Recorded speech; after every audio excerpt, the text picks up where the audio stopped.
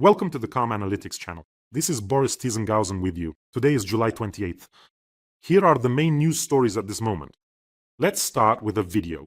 I would really like you to watch this footage very closely. How Putin, with a visible and almost maniacal delight, licks his lips and smacks them as he talks about the war. Let's take a look. Конечно, вот раскрою секрет, на меня не обидится коллега. В ходе награждения один из награждаемых мне шепнул: мы победим, но смелее надо. Очень хочется. Но возникает вопрос: еще смелее? И здесь, так же как в экономике, есть свои риски, цена которым потери на поле боя с нашей стороны. Поэтому здесь тоже будем действовать аккуратно, но настойчиво и последовательно, добиваясь поставленных перед страной целей. И мы их добьемся. I've actually noticed that he's fallen into some kind of euphoria here. Like that time, remember, when he talked about movement, an absolutely unhinged maniac. Just look at the intense desire, the breathlessness, the radiant smile with which he says we need to fight more boldly. It's a truly horrifying sight, but the zombies in the hallway just sit there and applaud quite admiringly. It's like one collective Putin. I honestly don't quite understand what they're clapping for. That they need to be even bolder? What does that even mean? Use weapons of mass destruction so that you get wiped off the face of the earth in your swamps? Or so that Ukraine, in response, destroys all your nuclear power plants? How exactly should they be bolder? You're bogged down up to your ears in Ukraine, you've been stuck there for 5 years, and soon your economy will be completely ruined. 1.5 million Russians killed or wounded, and he just grins and hisses, bolder, even bolder. He says there's a price for this, the ones killed on the battlefield, but we need to be even bolder, meaning even more people killed. What is he talking about? Just yesterday, I showed you a rather disturbing clip of Putin meeting with Russian sailors where he was laughing, remember, and said, "What are we going to do when the special military operation ends?" Even some Russians were shocked by this, by how outrageous it was. Well, those who hadn't been shocked before, at least. This clip is now circulating everywhere on social media. And Russians are writing like, what's so funny about this? I looked at the comments, and there are comments from real Russians there. For example, some woman wrote, "What are you laughing at? Give me back my brother," with a bunch of exclamation marks. I went to her page. And indeed, there are photos, including a black and white one with her brother. There's some candle, and she writes, "Why did you leave us?" and so on.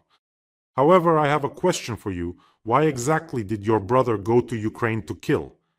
Was it to make some money? It's not like some evil wizard from a fairy tale took him away as a child to some faraway land.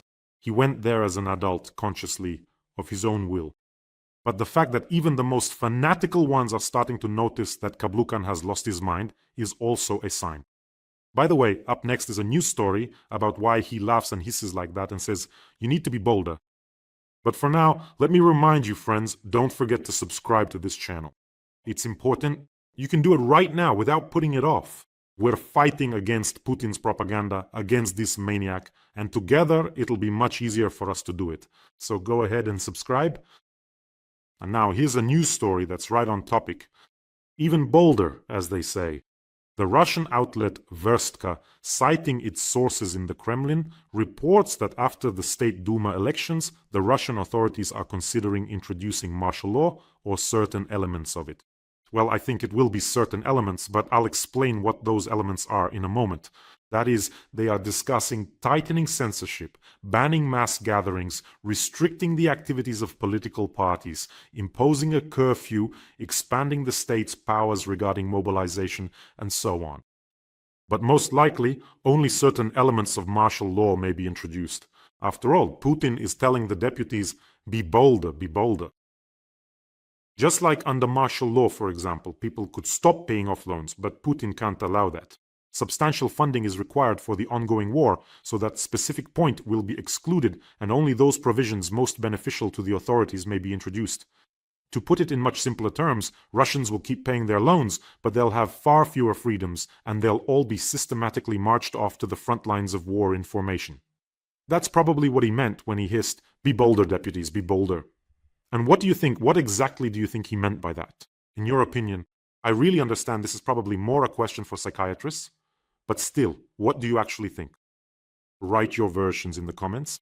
Well, my own version is that he was hissing loudly at the deputies. Make some wild and bloody decisions. It is now time to play the very last trump card. In other words, it is time to stop looking back at the past at all. Let us go, as they say, on our final journey. Oh, and here's some news on the topic. For the second time this week, the State Duma has urged people not to believe rumors about mobilization. You know, the louder they tell you in Russia not to believe in something, the sooner that event will happen. And one more piece of news. The Federation Council has urged people not to believe reports about the return of exit visas for Russians. Well, maybe there won't be exit visas. They'll just close the borders for everyone. Vladimir Jabarov, the chairman of the Federation Council Commission for the Protection of State Sovereignty, has officially dismissed recent media reports about the possible return of the Iron Curtain and exit visas as unfounded and false. Well, of course. Let me quote Senator Vladimir Jabarov. "No, I say this absolutely and firmly. No, everyone understands that this will lead nowhere. In this regard, Russia will never go down this path," Jabarov quite clearly stated. So is it wise for us to believe the words of Senator Jabarov? You know what's most interesting? This Senator Jabarov, or as he is also called, Jabakotov, recently made the following statement. These are truly golden quotes from Jabakotov. There are no and never have been any relay stations in Belarus. Belarus does not help the Russian Federation. It is Ukraine that is not ready for a ceasefire and is doing everything to provoke Russia. Well, you know, Ukraine has officially stated 100 times a day, I think, that it is completely ready to cease fire even this very day. But all the time, that mustachioed floozy Peskov crawls out of his dark rat hole and says, no, first Russia must achieve its specific goals. Yet absolutely no one really knows what those mysterious goals are. And then there's Senator Vladimir Jabarov, the author of the famous phrase about VKontakte and the official Russian state messenger Max being completely taken down from the App Store because, and I quote, only in this messenger is there truth. So in his opinion, only VKontakte and the Max messenger have the absolute truth. All other Western platforms are complete lies. He also forgot to mention Odnoklasniki here. The senator lies constantly, which means there will be exit visas, or maybe just a total ban on leaving the country. Long live the USSR and the Iron Curtain. And here's another interesting piece of news. The head of Firepoint, Denis Shtilma, stated that Kyiv intends to destroy the largest Russian marketplaces, not just Wildberries. Let me quote, "We will finish off Wildberries, and after that we will destroy Ozon as well," he said in an interview. See, and you were worried. I think Yandex Market will be next too. A bit later there will be a couple more important statements from this interview. They help to slightly adjust the focus on what awaits Russians in the near future. Well, Ukraine and Ukrainians are truly performing a heroic feat. And in every episode, we have an important fundraiser for the Defense Forces of Ukraine. Today, we will continue raising funds for the needs of the 1st Separate Medical Battalion for our combat medics. Our medics have recorded a video message for you. And well, I really want you to pay close attention. Just look at how incredibly bright, pure, and strong our dedicated combat medics truly are. Take a look. Яке найкраще привітання може бути до Дня медика? Закриті збори першого медичного. Допомога нашому батальйону. А чому? Тому що ми постійно розвиваємось, відкриваємо нові локації, поранених стає все більше і більше, і допомога нам потрібна завжди. Це медичні фахівці, які доєднуються до нашого батальйону. А я думаю, нескінченний запас кави. Насамперед, це постійна ваша підтримка нашого батальйону. Донат. Донат. Донат. Донат. Донат. Донат. А чому? Ну, бо ваші донати допомагають нам рятувати життя. Let's help our medical battalion, our medics. The link to donate is in the description of this video. There are mono, private, and PayPal options for those who want to help from abroad. The QR code in the corner is also for those who watch my videos on other channels. Our medics risk their lives to save the lives of our defenders. Your donation to the medics directly saves lives. And I want to give a deeply sincere and special thank you for your unwavering support of our warriors and our guardian angels. Thank you so much. By the way, just recently we completed the fundraising for our air defense forces for their command posts. Everything is already in production. The process isn't very fast, but once it's ready, I will definitely show you. And for that, thank you so much as well. Donald Trump intends to find out from Putin whether Russia provided Iran with satellite images of American bases in the Persian Gulf countries. Let's focus on this very important quote. We will find out if this is true. I will ask Putin about it. If it really is the case, then it did not have a significant impact, Trump stated. By the way, he was commenting on a statement made the day before by Volodymyr Zelensky. You know, this kind of response, saying we'll find out, but even if it's true, it didn't affect anything anyway. The way this statement is phrased suggests that Trump knows it's true, that Russia really did share intelligence with Iran. But how could that not have had a significant impact? I looked up the statistics. According to The Guardian, since the start of the US military operation against Iran, 18 American servicemen have been killed and another 624 have been wounded. These figures were disclosed by the Pentagon after updating its database on combat losses. So how could it not have had an impact? I mean, in my opinion, the life of every US citizen is important. By the way, today at 4:30 p.m. Kyiv time, Volodymyr Zelensky and Donald Trump will meet in the Oval Office. It will be an exceptionally significant and interesting meeting. The talks will take place behind closed doors without the press and will last for 90 minutes. Recently, relations between Kyiv and Washington have seen a very noticeable and steady improvement, while relations between Washington and Moscow have deteriorated quite significantly. And I would also note that Ukraine's continued successes on the battlefield may influence Donald Trump to further toughen his overall stance toward Putin. By the way, there is no information that Putin spoke with Trump before Trump's meeting with Zelensky. Putin used to call all the time, remember? He would rush, "Faster, Peskov, connect me. I want to talk," before Trump's meeting with Zelensky. This time there is no such information. Let me remind you that the day before, Trump also met with our champion, Alexander Usyk. In the case of Trump, I wouldn't underestimate the significance of such meetings. And just recently, two very prominent representatives of the MAGA community, Laura Loomer and Tim Pool, publicly renounced their anti-Ukrainian stance. This is important as well. It seems to me that Trump is genuinely impressed by what Ukraine is doing, including the strikes deep inside the Russian Federation and their consequences. Trump likes winners, that's true, and he hates losers. That is, with Trump, it's not enough for a loser to just fall. Trump will kick him a few more times while he's down. Russians who keep whining about the spirit of anchorage and demanding that Donbas be handed over to them are now perceived completely differently in the 5th year of the war. Wouldn't you agree? Putin promised Trump several times, literally this spring in March, he said there would be a turning point at the front, that everything would happen soon, Donald. We're about to win. We're about to take Donbas. Before that, he promised last fall, he promised in the winter, but still hasn't managed to take Donbas. And here's Trump's position.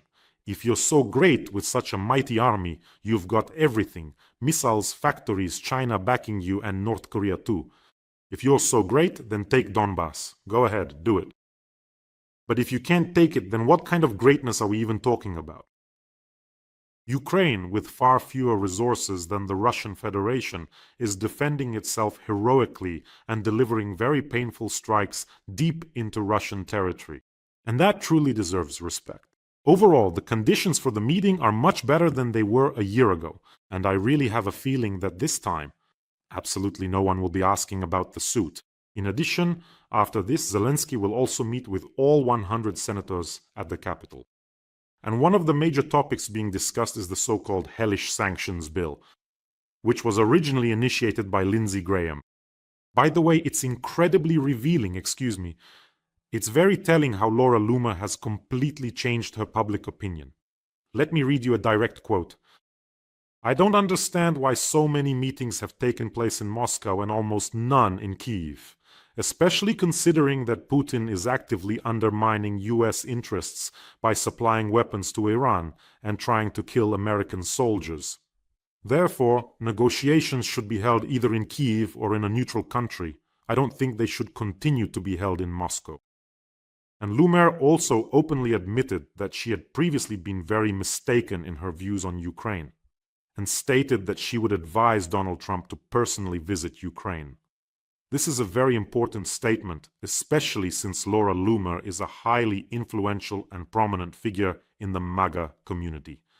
And now, let's look at a couple more interesting points from the interview with Firepoint head Dennis Steilerman. Ukrainian ballistic missiles will strike Moscow this fall. At least according to the information I have, this is absolutely realistic. Next, our mega goal is to reach 3 ballistic missiles per day by the end of the year, about 90 missiles per month, just like Russia. Well, let's hope so. Russia is betting on its own version of Starlink to control FPV drones over Ukraine. They called the program Dawn, but will bring them a sunset instead. I really don't think it will work. The satellite flies in a predictable orbit at 800 kilometers. It's not that high, so it's actually quite easy to hit. Here's where there's a nuance. I'd like to clarify something. Russia, by the way, and this is an interesting point, is currently trying to create its own version of Starlink. And we certainly shouldn't underestimate that effort either. Yes, it is clear that they are still very, very far from Elon Musk, and they will likely never catch up to him. However, the project known as Rasvet is a Russian low-orbit satellite internet system. It's being developed by the 1440 Bureau. Officially, they're creating all this and launching these satellites to provide internet in remote regions.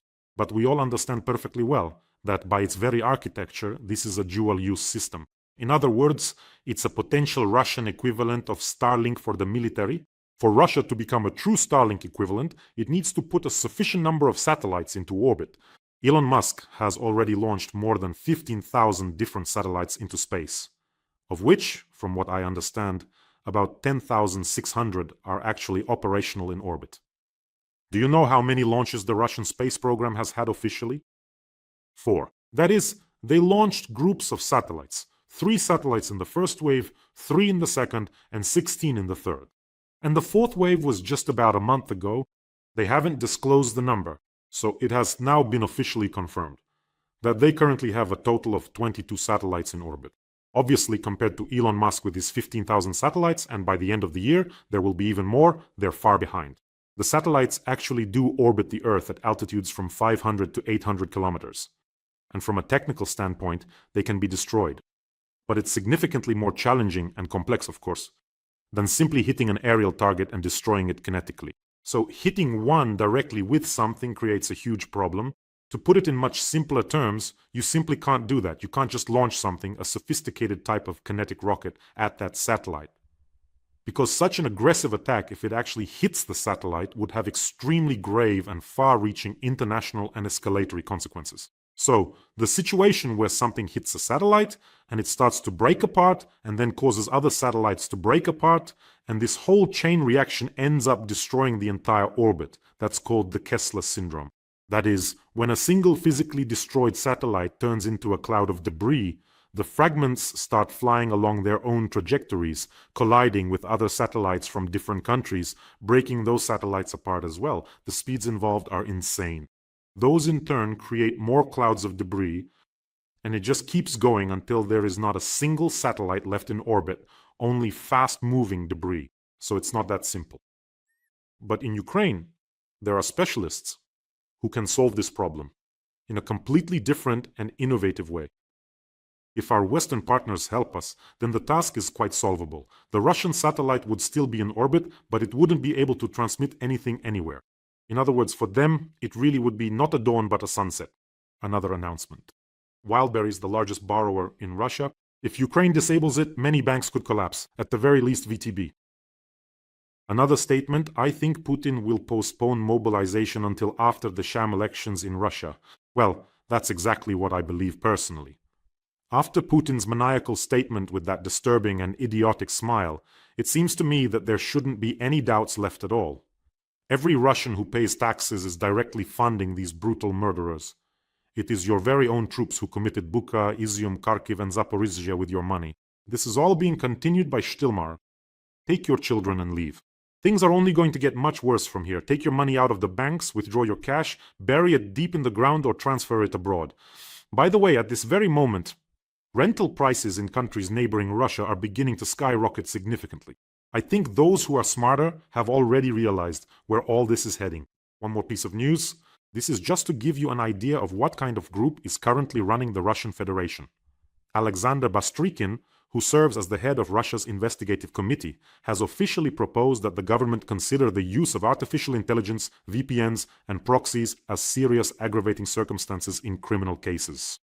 He stated that he has prepared the corresponding draft law. Generally speaking, knowledge and use of modern digital technologies is officially regarded as an aggravating circumstance in Russia. Power in Russia has been forcefully seized by a gang of elderly maniacs who are completely disconnected from reality. I looked into it. This isn't ageism, it's a proven fact. Putin, well, according to the official version, is 73 years old. Bastrikin is 73, Patrushev is 75, Matvienko is 77, Lavrov is 76, Bortnikov is 75, Narishkin is 72, Shoigu is 71, Zorkin is 83, and Pamfilova is 72 years old. It feels like this group of elderly, senile individuals and maniacs, just completely unhinged and dangerous sociopaths. They are entirely against life itself, against youth, and deeply against modern technology in general. It's no coincidence that Putin doesn't even use the internet. All of them, they desperately want to bring back the old Soviet Union with these already elderly and outdated Komsomol members. When Putin was grinning and said, what are we going to do when the special military operation ends? He giggled, right? Many people remembered Putin's similarly inappropriate, absolutely idiotic smile when he was asked about the Kursk submarine. Remember, he smiled and said, it sank. And that was during Putin's very first year in power. The ghoul has not changed one single bit. He was completely and utterly inhuman before, and he still is today. And it truly feels like now only a sharp wooden stake will be enough to stop this ghoul.